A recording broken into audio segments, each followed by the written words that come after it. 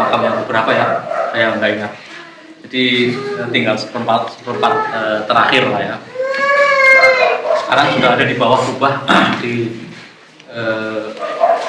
makam salah seorang ulama dari abad ketiga Hijriah bernama lengkap Ahmad bin Muhammad bin Salamah bin Abdul Malik Al-Azdi At-Tahawi. Jadi beliau nisbatnya ke suatu daerah di Soid bernama Toha. Mungkin teman-teman pernah mendengar atau bahkan sudah selesai mengaji salah satu karangan beliau yang masyhur sekali lah ya di bidang ilmu akidah. Beliau menulis satu kitab Al-Aqidah At-Tahawiyah. Ini termasuk buku atau kitab di ilmu akidah yang pertama kali, artinya di awal munculnya ilmu akidah. Yang menarik dari karya beliau itu sampai sekarang itu diterima oleh banyak kalangan, artinya bukan hanya oleh para Asy'ariyin atau Asy'ariyah atau Maturidiyah, bahkan diklaim juga oleh Salafiyah. Jadi kan artinya itu punya dapat diterima oleh publik, artinya sampai merasa dimiliki oleh semua golongan, dari Asy'ariyah, Maturidiyah, dari Salafiyah seperti itu.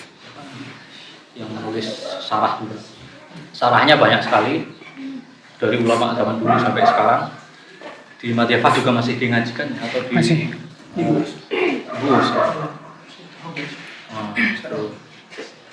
Aqidah Tahawiyah. Yang menarik dari beliau itu sosoknya sangat menjaga diri. Makanya ada satu ungkapan bahwa menurut beliau orang yang menjaga hatinya dari perkara haram itu akan dibuka pintu langit untuk doa-doanya. Makanya beliau juga terkenal mustajab doanya. Kalau tadi kita sudah berziarah dan mendengarkan kawan kita Syekh Abdurrahman Ad-Dakhil tadi sudah bercerita tentang Sirah Dzatiyah Syekh Muzani, Imam Muzani ya. Beliau itu maksudnya Abu Ja'far At-Tahawi ini, Abu Ja'far Ahmad At-Tahawi itu merupakan keponakan Imam Muzani. Artinya ibunya At-Tahawi itu saudara dengan Muzani. Jadi saya At-Tahawi manggil Muzani itu paman. Gitu. Khol. Ini saudara dari ibu. Dari kecil saya Abu Ja'far At-Tahawi itu belajar ke pamannya. Panggilannya Abu Ismail ya, Ismail Al-Muzani.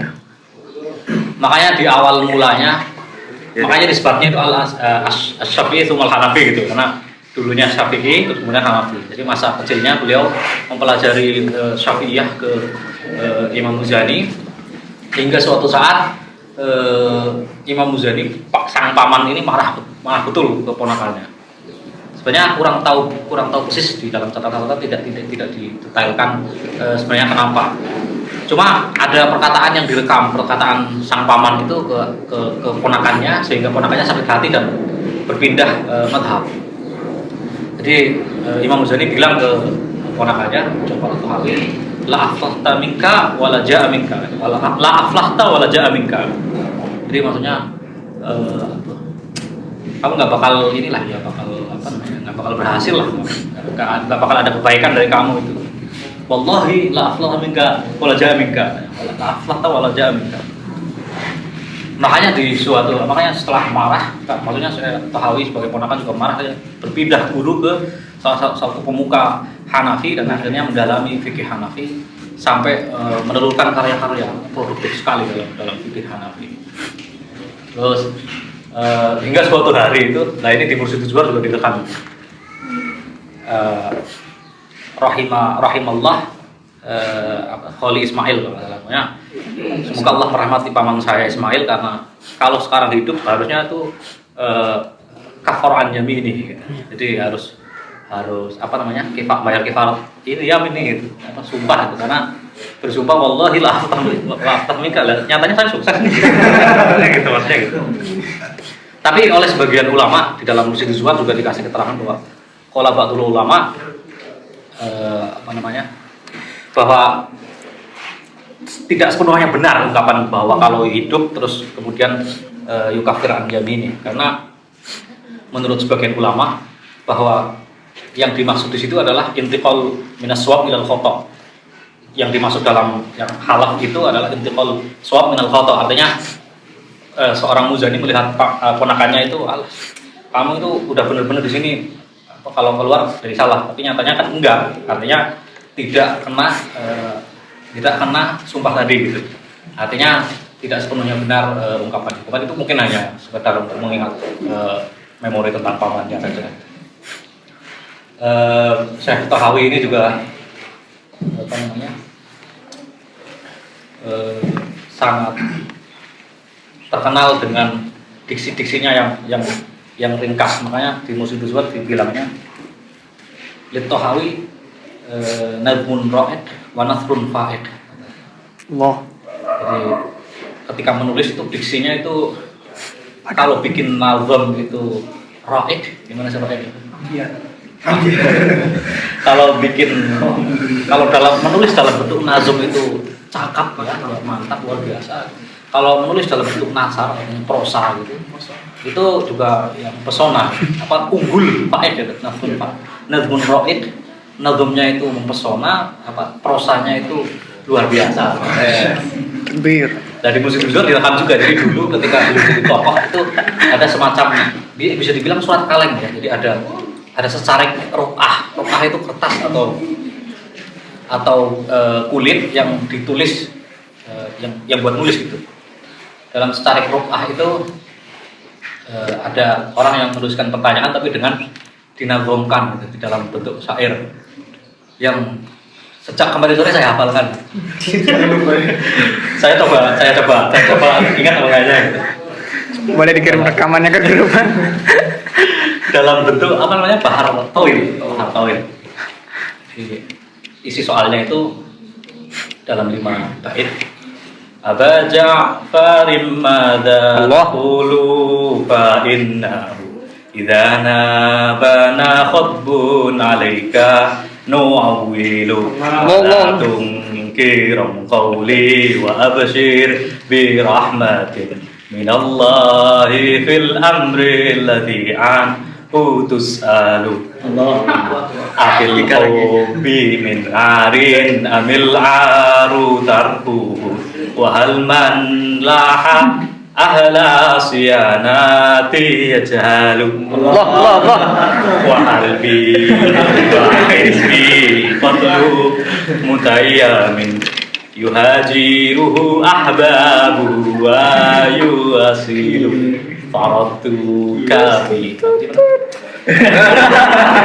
fara'yu kafi ratil jawabi fa innani bima fihi taqdi ayyuha syekhu af'alu. Allah.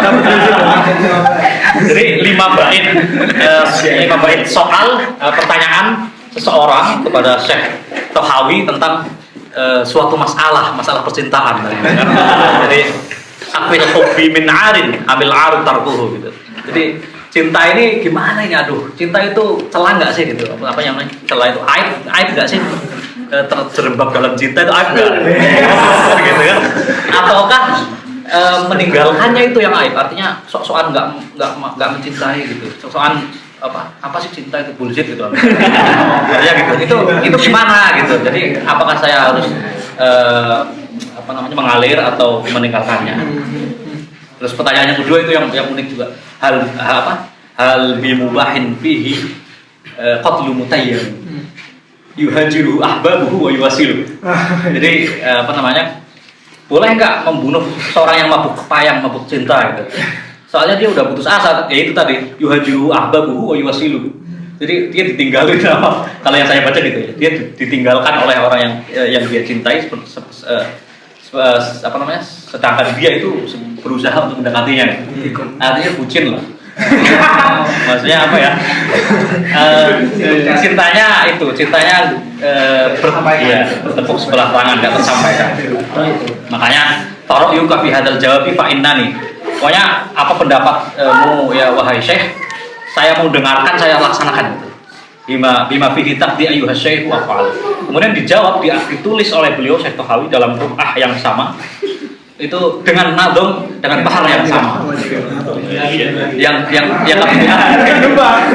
Yang kebetulan saya hafalkan juga. Jadi Syekh Thahawi itu kemudian menulis untuk menjawab pertanyaan tadi, sa'aqdi qada'an fil ladzi anhu tas'alu. Terus gimana?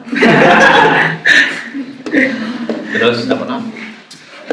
Wa ahkumu bainal asyiqina fa'adilu fadaitu kama bil hubbi arun alimtu walal aru tarful hubbi in apa walal Prosesnya kan ini tariri walal aru tarful hubbi in kunta ta'qilu. Terus wa mahma laha fil hubbi lahin fa innahu la'amruka indi min dawil jahli ajhadu wa wasluka man tahwa wa in sadda wajibun alaika kadza hukmul mutayyami yaf'alu. Diakhiri dengan fahada jawabi fihi indi qana'atun lima ji'ta anhu ayyuha syekhu tas'al. Jadi gini saya jawabannya gitu. Maksudnya gitu. Di akhir kan dibilang gitu. Jadi atas pertanyaan itu saya akan mencoba memberikan qada gitu ya. Akan mencoba merumuskan hukumnya bagaimana atas pertanyaan itu tadi. Fadaitukah ma bil hubbi arun in alimtu. Fadaituka ma bil hubbi arun alimtu. Jadi setahu saya sih orang mencintai itu bukan aib gitu. Makanya gitu, mabil hubbi arun alimtuhu walakin apa namanya? Wamal aru tarkul hubbi. Dan meninggalkannya juga bukan sesuatu yang aib.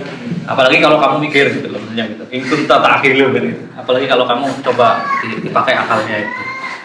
Terus wa mahma laha fil hubbi. Meskipun orang-orang itu mencela, artinya dia kan ditolak gitu kan, ditolak. Wa mahma fil hubbi lahin fa innahu gitu. Kalau kamu sudah ditolak, kalau ditolak oleh seseorang bahasanya kan. Kalau ditolak oleh seseorang yang menurut saya kan gitu. La amruka indi min dawil jahli ajhal. Jadi seumur hidupmu ya kalau menurut saya itu kamu lebih bodoh dari orang yang punya kebodohan gitu. Ya kan min dawil jahli ajhal. Terus wawas luka mentahwa. Begitu juga orang yang kamu cintai juga kayak gitu, hukumnya gitu sama. Artinya sama hukumnya. Terus kemudian walakinnahu in mata fil hubbi fa innahu. Oh ya tadi ada yang lupa. Walakinnahu in mata fil hubbi lakinnahu lam yakun lahu qawadun wala aklun ya. Jadi tadi kan dia bertanya kan, boleh nggak membunuh orang yang mutayyam gitu, yang sudah mabuk cinta gitu. Ya kalau menurut Syekh Thahawi itu lagi-lagi itu yang menarik itu Syekh Thahawi itu menggunakan indi berkali-kali. Artinya menurut saya nggak seperti fenomena sekarang ini yang banyak orang yang mengaku tokoh terus kemudian hukumnya itu seenak jidat. Artinya sekelas Syekh Thahawi itu masih pakai indi. Kalau menurut saya gini ya, kalau menurut saya gini, ulang berapa kali dalam syair. Makanya itu tadi lam yakun lahu qawadun indi wala aqlun yaqilu. Jadi kalau kamu membunuh, maksudnya gitu, kalau kamu membunuh mutayyam tadi itu nanti ya nggak punya kisah dan nggak punya akal yang bisa dipakai, maksudnya gitu. Jadi dikasih nasihat ya nggak usah bunuh diri kali gitu, maksudnya gitu kan, nggak usah bunuh diri kali. Soalnya kalaupun kamu apes gitu ditolak cintanya itu kamu punya kisah gitu. Qawadun itu kisah. Lam yakun lahu qawadun indi wala aqlu yaqilu. Kalau kamu membunuhnya itu sebenarnya maksudnya membunuhnya itu ya bunuh diri maksudnya. Kalau kamu bunuh diri, kamu nggak punya qawadun, nggak punya kisah dan nggak punya akal, karena kamu masih panjang lah jalan kehidupannya. Makanya ditutup di situ bahasa jawabi fihi indi qanaatun lima fihi anhu ayuha syekhu tas'al. Ini yang kamu tanyakan menurut saya seperti ini saya. Beliau lahir di desa Toha tadi Said Misr pada tahun 238 di Masjid Zuhar itu 238 Hijriah. Tapi ada satu riwayat lagi yang bilang sebelumnya yaitu 227-an. Yang jelas kalau menurut saya yang 238 Hijriah, kemudian wafat di umur 80-an yaitu di tahun 321 Hijriah dan diwafatkan di sini. Karya-karyanya kalau menurut saya ada di Muqaddimah Ngaji saya Sa'ad Al-Azhari, beliau bercerita sebenarnya karyanya banyak di berbagai fan ilmu juga, tapi teks-teksnya itu mafkudah, maksudnya hilang, nggak sampai ke sekarang. Cuma yang sudah jelas-jelas sampai detik ini pun kita bisa merasakan itu kitab beliau Aqidah Thahawiyah yang merupakan pionir di ilmu akidah. Yang yang tentunya ilmu akidah itu berbeda kan dengan ilmu kalam. Artinya kalau ilmu akidah udah pasti rumusannya. Kalau ilmu kalam itu lebih ke offense, artinya bagaimana bagaimana muhawarah, bagaimana membahasah. Tapi kalau akidah itu sudah pakem, ada 150-an masalah yang ada di dalam Aqidah Thahawiyah. Ini sedikit yang menarik yang pernah saya dengar di ngaji Syekh Ahmad Al-Azhari itu pernah bilang, kalau menurut Syekh Ahmad Al-Azhari ya, itu sekarang itu harusnya ada talqin akidah katanya, talqin ilmu akidah fil masajid. Karena apa? Karena dulu di zaman Salahuddin, salah satu kebijakan Salahuddin untuk mensiarkan lagi ahli sunnah itu membuat kebijakan talqin akidah syariah di masjid-masjid. Bahkan sebelum fajar itu ada istilahnya mursyidiyah. Mursyidiyah itu muadzin sebelum fajar sampai datangnya fajar itu mentalqinkan akidah Asy'ariyah atau ahli sunnah wal jamaah secara umum dengan ya ada yang nadham, ada yang terserah itu bentuknya seperti apa. Soalnya Salahuddin aja menyadari bahwa pasca meskipun tidak berhasil Fatimiyah itu, tapi banyak orang yang tidak tahu akidahnya, sedangkan itu paham. Lah sekarang ini menurut saya tadi sama gitu. Padahal akidah itu urgen sekali, jadi harus ditalkin itu katanya. Setiap selesai sholat. Ya, yang menarik lagi ini pesan dari, karena waktu itu saya penasaran karena kan akidah Thahawiyah itu dekat sekali atau sering juga dipakai ngaji atau diandalkan juga oleh sebagian salafiyah, salafanci ya, salafiyah yang kurang yang mendahului salafiyah. Itu juga sebagian orang yang anti banget salafiyah.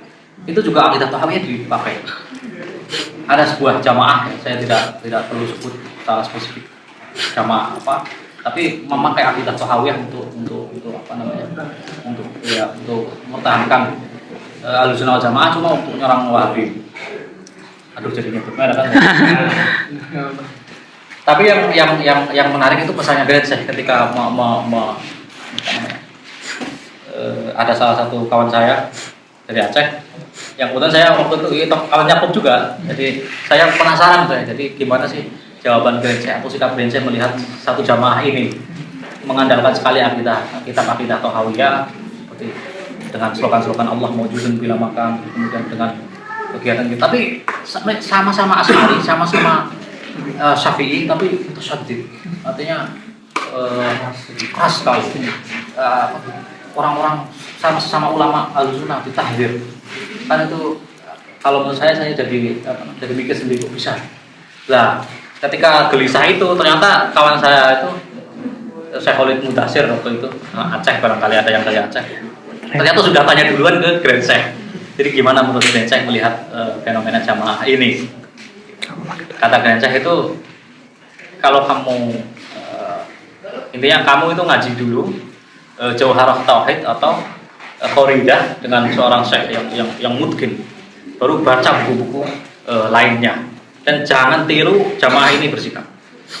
Itu jelas sekali pesan Grand Syekh, dan menurut saya Grand Syekh itu sosok orang yang kalau berpesan itu mengena sekali gitu. Artinya kamu ngaji dulu deh Joharo atau Khalidah ke seorang syekh dengan itkon ya, yang mungkin dan dengan itkon.